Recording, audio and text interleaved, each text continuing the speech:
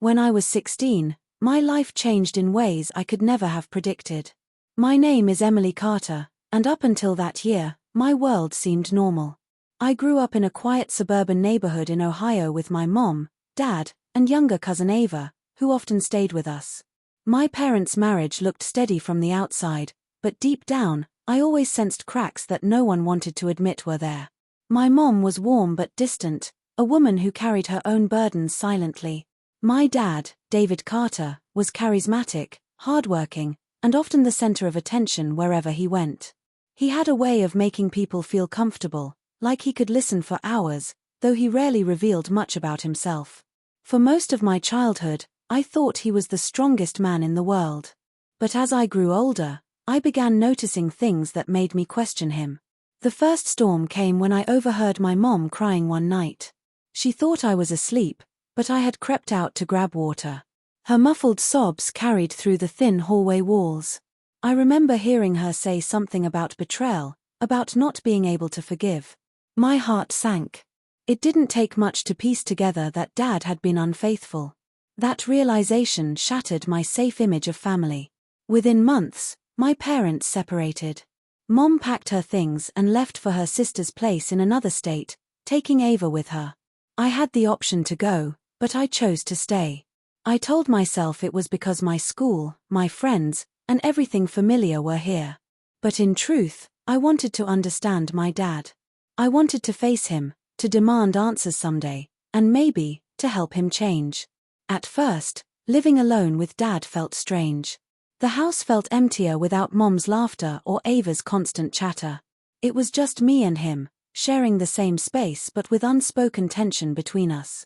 He tried to act normal, cooking on weekends, asking about school, but I could see guilt in his eyes. He'd sit on the couch late at night staring at nothing, holding his glass of whiskey like it was the only thing keeping him grounded. One evening, after a particularly rough day at school, I decided to break the silence. I asked him directly, "Dad, why did you hurt Mom?" He froze, his face pale. For a moment, I thought he'd lash out or shut me down. But instead, he sighed heavily and rubbed his temples. "Emily, adults make mistakes. I made choices I regret every day. But it doesn't mean I don't love your mother, or you." That was the first time I saw my father not as the strong man I once idolized, but as a flawed human being. It confused me. Part of me hated him for what he did. Another part wanted to believe he could change. That duality became the heart of my struggle. Over the next 2 years, our lives intertwined in ways I never expected. We leaned on each other out of necessity.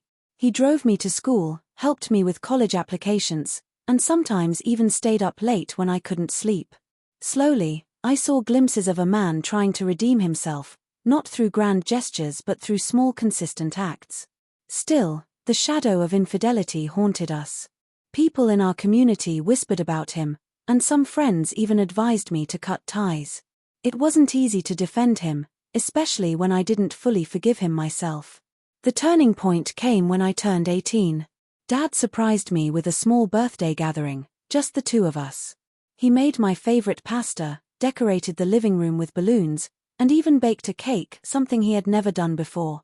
After dinner, he handed me a letter. In that letter, he confessed everything.